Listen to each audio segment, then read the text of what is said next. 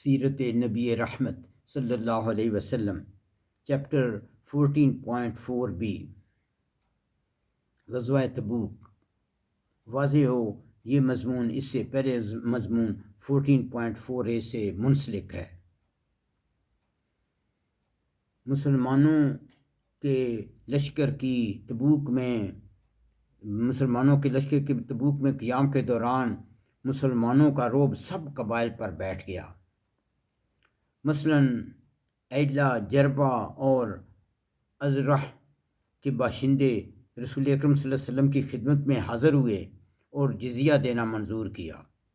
اہل مکہ نے اپنے پھلوں کی چوتھائی پیداوار دینے کی شرط پر صلح کی۔ اسی دوران رسول اکرم صلی اللہ علیہ وسلم نے حضرت خالد بن ولید کی کمان میں 120 سواروں کو دولت الجندل کے حاکم عقیدر کے پاس بھیجا اور فرمایا کہ تم اسے نیل گائے کا شکار کرتے ہوئے پاؤ گے۔ جب حضرت خالد رضی اللہ عنہ اس کے قلعے کے پاس پہنچے تو دیکھا کہ ایک نیل گائے قلعہ کے دروازے پر سینگ رگڑ رہی ہے اور عقیدر اکیلا چاندنی رات میں اس کے شکار کو نکلا۔ حضرت خالد نے اسے گرفتار کر کے رسول اکرم صلی اللہ علیہ وسلم کی خدمت میں پیش کیا۔ اس نے جزیہ ادا کرنے کا وعدہ کیا اور 2000 اونٹ، 800 غلام، 400 زریں اور 400 نیزے بھی دیے۔ اس طرح اسلامی مملکت روم کی سرحدوں تک پھیل گئی اور جو قبائل روم کے اعلیٰ کار تھے وہ مسلمانوں کے ماتحت ہو گئے۔ تبوک سے مدینہ منورہ واپسی۔ تبوک سے مدینہ منورہ واپسی کے دوران کئی واقعات رونما ہوئے۔ نمبر 1، صحابہ کرام نے رسول اکرم صلی اللہ علیہ وسلم سے عرض کی کہ ان کے اونٹ سست اور کمزور ہو گئے ہیں۔ آپ نے دعا مانگی۔ صحابہ کرام نے فرمایا کہ اب ہمارے اونٹ اتنے طاقتور ہو گئے کہ ہمارے قابو میں نہیں آتے۔ نمبر 2، راستے میں پڑاؤ کے دوران رسول اکرم صلی اللہ علیہ وسلم کا اونٹ گم ہو گیا۔ منافقین نے یہ کہنا شروع کیا، نعوذ باللہ، یہ کیسا نبی ہے کہ اپنے اونٹ کا بھی پتہ نہیں ہے۔ کچھ دیر بعد آپ نے فرمایا، میں بشر ہوں، مجھے اللہ تعالیٰ نے بتایا ہے کہ میرے اونٹ کی نکیل ایک درخت میں الجھ گئی ہے، میرا اونٹ فلاں جگہ پر ہے، اسے لے آؤ۔ اللہ تعالیٰ نے ان منافقین کے بارے میں کہا، وہ اللہ کی قسمیں کھاتے ہیں کہ انہوں نے نہیں کہا، حالانکہ انہوں نے ضرور کفر کا کلمہ کہا اور اپنے اسلام لانے کے بعد کفر کیا۔ نمبر 3، ایک خیمے میں کچھ منافقین نے مسلمانوں کا اور اسلام کا مذاق اڑایا۔ کہنے لگے کہ گو مسلمان قرآن کی تلاوت کرتے ہیں لیکن ان کے پیٹ بڑے ہیں اور وہ بہت سست ہیں۔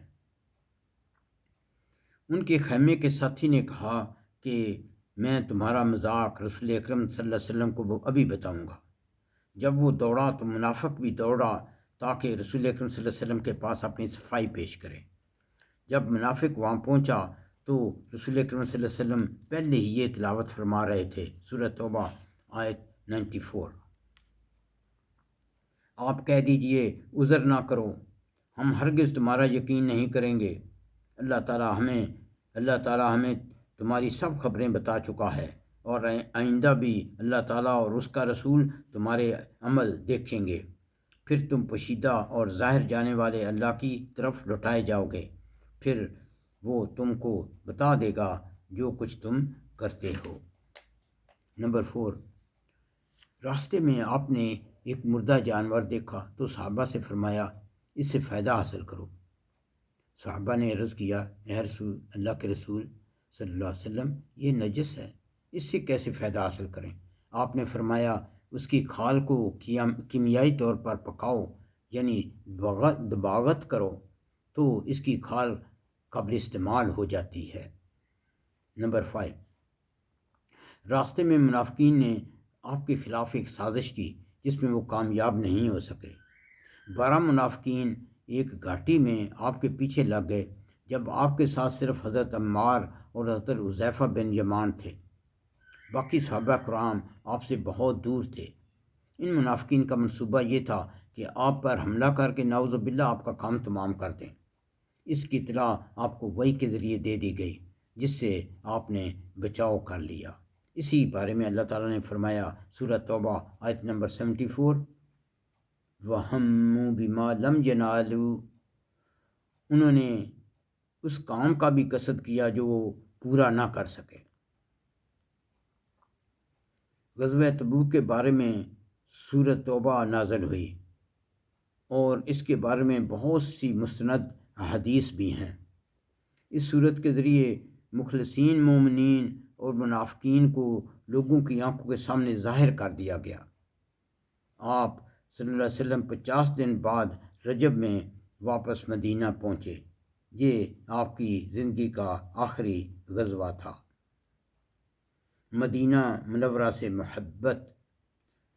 جب رسول اکرم صلی اللہ علیہ وسلم کو مدینہ نظر آیا تو سب تھکان دور ہو گئی اور آپ صلی اللہ علیہ وسلم نے چہرے مبارک سے کپڑا اٹھا لیا، کیونکہ یہاں کی راکھ میں بھی برکت ہے۔ جب احد نظر آیا تو فرمایا یہ وہ پہاڑ ہے جو ہم سے محبت کرتا ہے اور جس سے ہم محبت کرتے ہیں۔ مدینہ کی عورتوں اور بچوں نے مندرجہ ذیل نغمہ سے استقبال کیا۔ طلع البدر علینا من ثنیات الوداع وجب الشکر علینا ما دعا اللہ دعا۔ ہم ثنیۃ الوداع یعنی الوداع کہنے والی پہاڑی سے 14ویں کا چاند ہم پر اس الوداع کہنے والی پہاڑی سے 14ویں کا چاند طلوع ہوا۔ جب تک پکارنے والا اللہ کو پکارے ہم پر شکر واجب ہے۔ واضح ہو کہ یہ نشید یا نغمہ اس موقع پر یعنی تبوک سے واپسی کے موقع پر پڑھا گیا، نہ کہ آپ کے قباء سے مدینہ پہنچنے پر، کیونکہ یہ الوداع کہنے والی پہاڑی جو ہے وہ مدینہ سے شمال میں ہے، جبکہ قباء مدینہ کے جنوب میں ہے۔ غزوہ تبوک میں نہ حاضر ہونے والے لوگوں کی تفصیل۔ اس غزوہ میں نہ حاضر ہونے والے 2 قسم کے منافقین تھے۔ وہ دیہاتی جو بوجہ سخت مزاجی کے کفر و نفاق میں بہت سخت تھے، اور ان دیہاتیوں میں بعض ایسے بھی تھے جو کچھ جہاد زکوٰۃ وغیرہ کے موقع پر مسلمانوں کی شرما شرمی خرچ کرتے تھے، لیکن اسے مثل جرمانہ سمجھتے تھے۔ یہ تو ان کا بخل تھا اور وہ مسلمانوں کے واسطے زمانے کی گردشوں کے منتظر رہتے تھے۔ رسول اکرم صلی اللہ علیہ وسلم نے تبوک سے مدینہ پہنچنے پر مسجد نبوی میں 2 رکعت نماز پڑھی۔ پھر منافقین نے آپ سے اپنی معذرتیں پیش کیں اور قسمیں کھانے لگے۔ آپ نے ان کی ظاہری معذرتوں کو قبول کر لیا اور ان کے لیے دعائے مغفرت کی اور ان کا باطن کا حال اللہ پر چھوڑ دیا۔ جبکہ اس کے مقابلے میں جبکہ مومنین کے بارے میں اللہ تعالی نے فرمایا سورہ توبہ آیت 117، یقیناً اللہ تعالیٰ نے رسول اکرم اور مہاجرین و انصار پر نظر کرم فرمائی، جنہوں نے تنگی کی گھڑی میں رسول اکرم صلی اللہ علیہ وسلم کی پیروی کی۔ اس کے بعد جب کہ قریب تھا کہ ان میں سے ایک گروہ کے دل پھر جائیں، پھر اللہ تعالیٰ نے ان کے حال پر توجہ فرمائی، بے شک وہ ان پر انتہائی شفیق نہایت مہربان ہے۔ پس مومنین مخلصین کی 3 قسمیں تھیں۔ اول وہ لوگ جو حکم جہاد پاتے سواری اور کھانے وغیرہ کی تنگی کے باوجود فوراً تیار ہو گئے۔ دوسرے وہ لوگ جو ابتدا میں کچھ تردد میں رہے مگر پھر سنبھل گئے اور جہاد کے لیے سب کے ساتھ مل گئے۔ تیسرے وہ مومنین تھے جو کائلی و سستی کی وجہ سے جہاد میں نہ گئے مگر بعد میں نادم اور شرمندہ ہوئے اور بالآخر ان سب کی توبہ قبول ہوئی۔ انہی کا ذکر سورہ توبہ آیت نمبر 118 میں ہے۔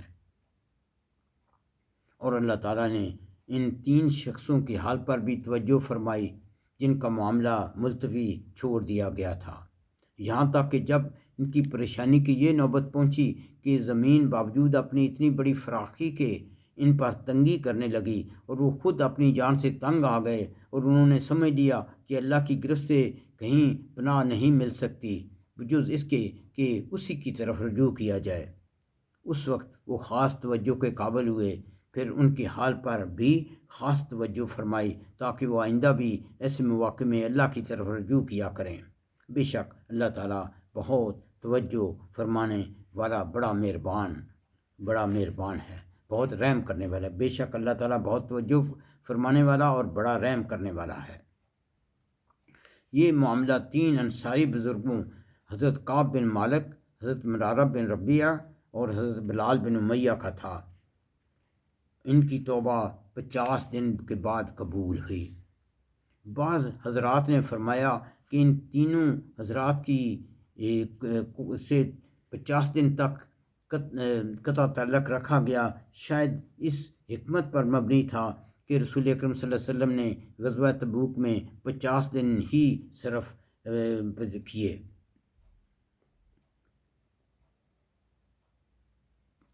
نوٹ یہ فرمائیے کہ اس سورۃ توبہ کے اخیر میں یہ ان صحابہ کرام تینوں کے بارے میں اللہ تعالیٰ نے فرمایا۔ سورۃ توبہ آیت 119، یا ایھا الذین آمنوا اتقوا اللہ وکونوا مع الصادقین، اے ایمان والو اللہ تعالیٰ سے ڈرو اور سچے لوگوں کے ساتھ ہو جاؤ۔ پس اللہ تعالیٰ کو ان تینوں کی توبہ اور سچ اتنا پسند آیا، اللہ تعالیٰ کو ان تینوں کی توبہ اور سچ اتنا پسند آیا کہ اس کو قرآن کا حصہ بنا دیا، اور اس کی قیامت تک تلاوت ہوگی اور لوگ اس سے عبرت اور نصیحت حاصل کریں گے۔ غزوہ تبوک کے ذریعے اللہ تعالیٰ نے اپنا یہ وعدہ پورا کر دیا۔ سورۃ آل عمران آیت نمبر 3، ما كان الله ليذر المؤمنين على ما أنتم عليه حتى يميز الخبيث من الطيب، اور اللہ تعالیٰ ایسا نہیں کہ ایمان والوں کو اس حال پر چھوڑ دے جس سے تم ہو، جب تک وہ ناپاک یعنی منافقوں کو پاک یعنی مومنین سے جدا نہ کر دے۔ ربنا تقبل منا انك انت السميع العليم وتب علينا انك انت التواب الرحيم۔